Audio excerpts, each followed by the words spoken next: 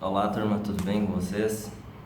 Espero que tenham conseguindo acompanhar as aulas, que estejam gostando da forma como as aulas têm decorrido. Tenho me esforçado bastante para esclarecer ao máximo esse conteúdo tão complexo, tão cheio de meandros, que a gente vai ter que entrar nele mais a fundo, a gente vai ter que sair um pouco dessa superficialidade que eu falei para vocês. Reforço para vocês fazerem as leituras, assistirem os vídeos, se interarem sobre os assuntos do momento, para tentar entender um pouquinho mais, para a gente sair dessa superficialidade, né?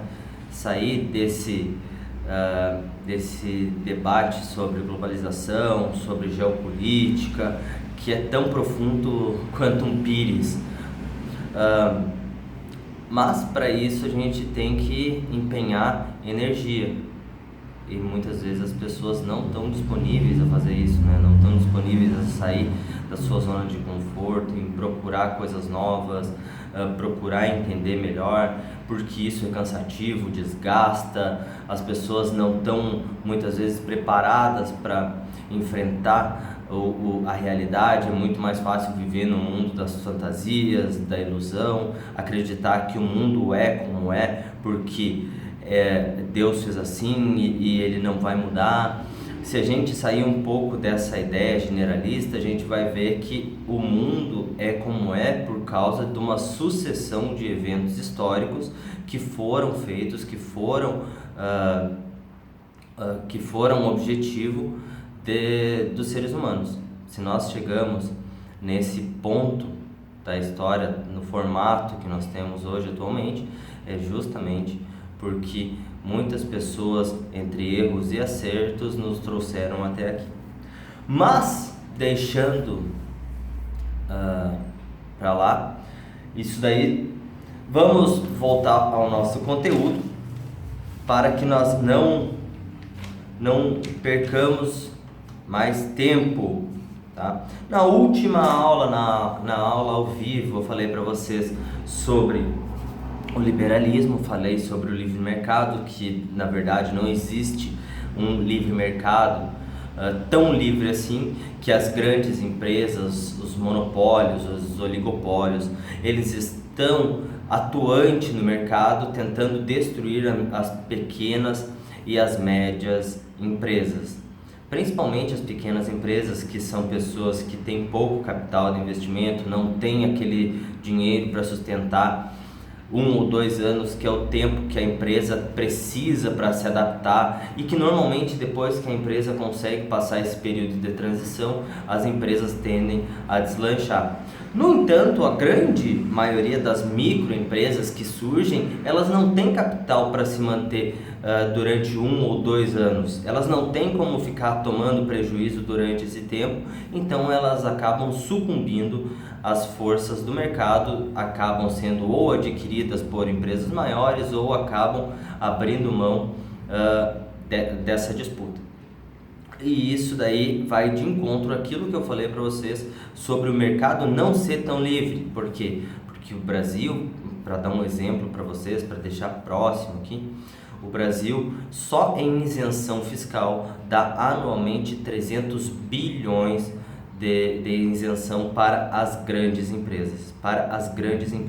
Ou seja, quem ganha é os grandes empresários, são as grandes empresas, enquanto o micro, pequeno e o médio empreendedor, esse daí ele todos os meses tem que pagar seus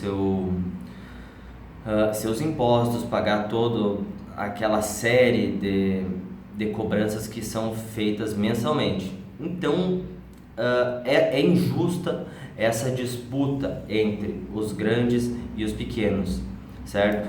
E nós temos que levar em conta também que a pequena e média indústria preenche, né, é a que dá a maior quantidade de empregos, se a gente comparar com as grandes indústrias, porque as grandes indústrias elas não são em grande quantidade. Quando elas pegam mão de obra, claro que elas elas absorvem uma grande quantidade de mão de obra, mas elas não são em grande quantidade, então as pequenas e médias empresas, elas têm esse papel social. Eu acho que eu já falei para vocês também sobre o período de desindustrialização do nosso, desculpa, chutei aqui, do nosso país. Desde a década de 80, da metade para o final da década de 80, o Brasil vem sofrendo sucessivos desmonte da indústria nacional, ou seja, ao invés de nós nos industrializarmos mais, o que está acontecendo é uma desindustrialização, tá? Se vocês questionarem os pais de vocês, talvez eles possam contribuir com isso, que antigamente existiam muito mais indústrias. Eu posso dar o meu depoimento aqui, que lá na minha cidade natal era uma cidade que era um grande polo calçadista, tinha inúmeras empresas de calçado, entre elas a Via Marte, que é uma grande conhecida nacionalmente, e no final para o início dos anos 2000, essas indústrias elas começaram a sair, a quebrar, a sumir, a se transferir de locais, e vai muito de encontro a isso que eu estava falando para vocês. Mas, vamos lá. Já que nós falamos sobre o livre mercado, estou acompanhando aqui no meu rascunho que eu passei para vocês. Espero que vocês tenham lido e que, se possível, vocês façam as anotações, até porque não tem tudo que eu falo, não está tudo aqui. Mas isso daqui é mais ou menos um plano de aula que eu devo seguir para não acabar perdendo o fio da meada ou acabar esquecendo alguma coisa. E tudo que eu lembro eu tento trazer para vocês, faço as anotações, olha só, isso daqui se encaixa naquela aula. Então, mas se vocês tiverem alguma sugestão, tá, professor, olha só, aquilo que está acontecendo no mundo, por exemplo, me vem à cabeça agora, olha só, a gente vai falando, vai lembrando de coisas. Uma reportagem que eu acompanhei, se eu não estou enganado, na Folha de São Paulo ou no Estadão, dava conta de que os capitais, investimentos que estavam aqui no Brasil estão se retirando do nosso país, tá? Ou seja, os fundos de investimento estão tirando o seu dinheiro daqui para colocar em países mais estáveis. Lembrando que o nosso país está passando por uma crise econômica, está passando por uma crise sanitária, a maior crise sanitária, sem dúvida, do último século. Nós estamos passando por uma crise política, então esse conjunto de fatores é a receita perfeita para tudo dar errado. Nós temos o caos sanitário, nós temos um caos político, nós temos um caos econômico. Colocando tudo isso junto, se vocês fossem investidores, vocês olhariam para o Brasil, veriam que esse país não tem uma estabilidade, não tem um plano de reestruturação econômica, não tem um plano para agir quanto à saúde, não tem nada muito bem definido.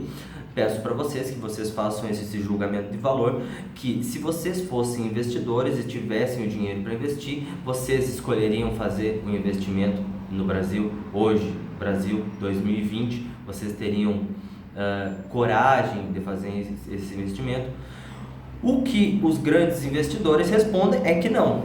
Atualmente as pessoas pegam o seu dinheiro que estava aqui investido, tá investido em alguma indústria ou até mesmo em forma de título, enfim, eles pegam daqui e vão colocar em outro país que esteja mais bem estruturado, tá? Como é o caso, por exemplo, do Uruguai.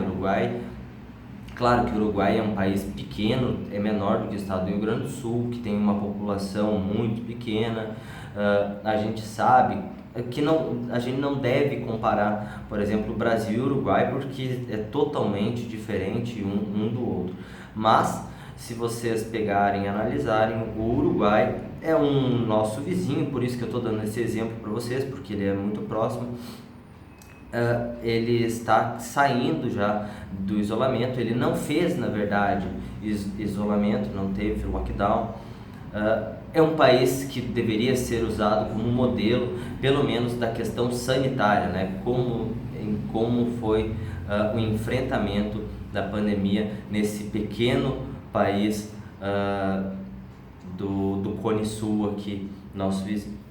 Voltando, porque eu vou e volto, mas eu peço que vocês prestem atenção, que vocês não se percam, que vocês acompanhem.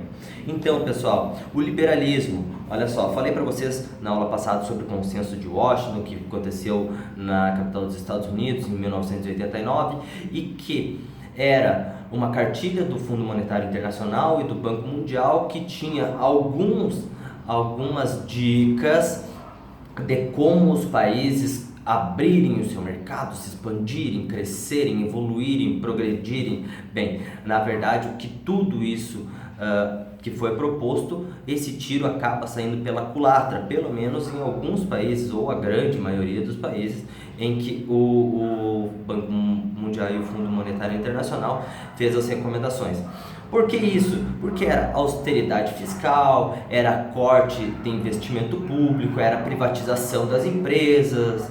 Então, os países não conseguiram se adequar, não conseguiram se adaptar, ou talvez não conseguiram implementar da forma exata como o Banco Mundial e o Fundo Monetário Internacional queriam. O que aconteceu? Nós temos o exemplo do México em 1994, que houve uma quebradeira.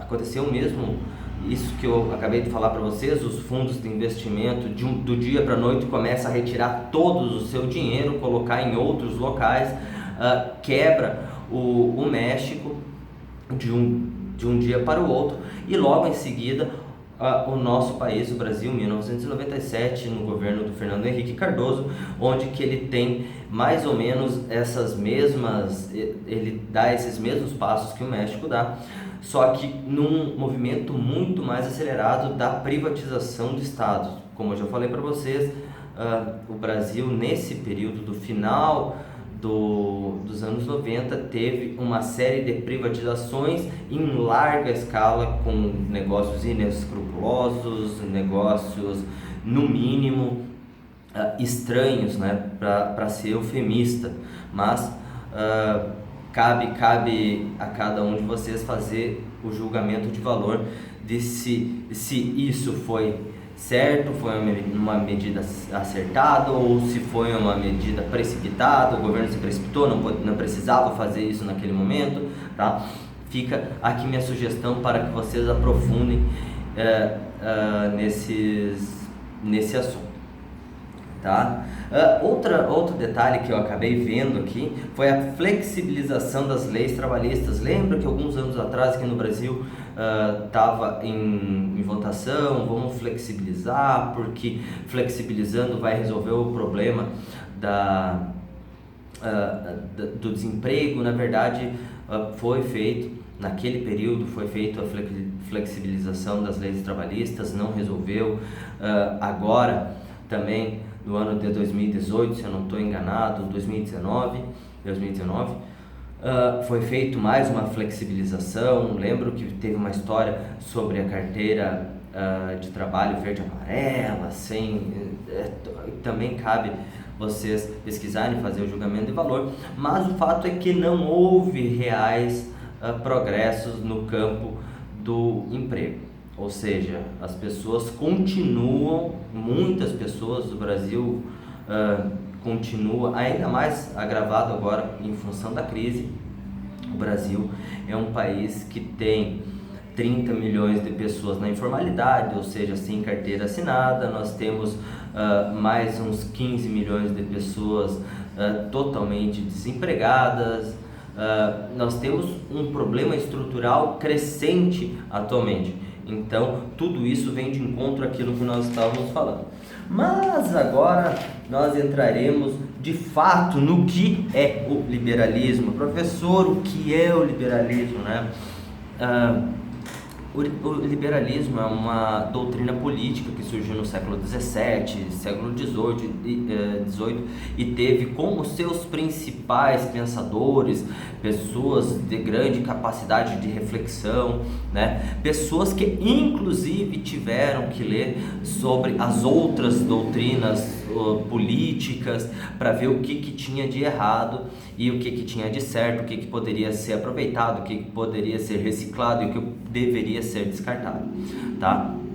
Por que eu falo isso, pessoal? Porque antes da gente fazer um julgamento entre eu sou contra o X e sou a favor de Y, o necessário mínimo que se deve ser feito é que você faça uma leitura, né, a fundo sobre o que é que trata o X e o que é que trata o Y, porque na verdade muitas pessoas não fazem isso, pegam e se associam a alguma denominação, algo que lhe agrada e na verdade não sabe o que é de fato aquilo pela qual ela está lutando, certo? Falo isso porque, por exemplo, Stuart Mill, Thomas Malthus, que nós falamos no ano passado sobre a teoria demográfica, lembra que nós falamos que Thomas Malthus acreditava que a velocidade do crescimento populacional seria superior à velocidade que cresceria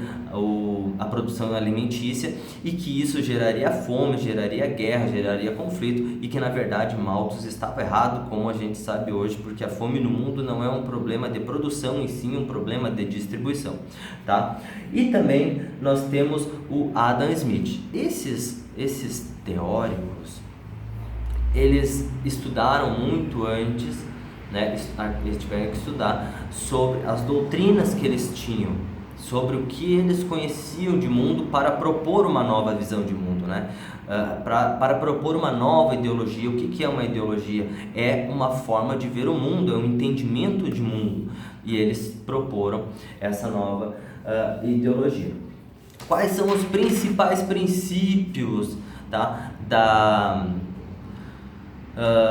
do liberalismo? Democracia representativa, a separação dos poderes, 3 poderes, o judiciário, o legislativo e o executivo, harmônico, né? Eles devem estar em harmonia, nenhum pode se sobrepor sobre o outro, eles devem estar iguais entre si, tá? Quando eu falo isso, eles devem estar iguais entre si, não é que nenhum pode deter mais poder do que o outro, porque isso não é bom para uma democracia, tá? E principalmente para nós, usando o exemplo, para nós uma democracia tão nova, né? Tão recente, nós tivemos início do nosso processo democrático há 35 anos, então nós temos o que fazer, é fortalecer a democracia, fazer os ajustes na democracia e não tentar solapar suas bases, tentar tirar o poder da democracia e dar vez ao autoritarismo, por exemplo, tá? E essa é uma premissa do liberalismo, né? A liberdade, né? A democracia, ela é fundamental para que para que o liberalismo consiga se impor, consiga progredir, tá? O direito à propriedade privada, isso daqui é muito interessante porque muitos dos pensadores atuais, muitos daqueles que defendem o liberalismo dizem não,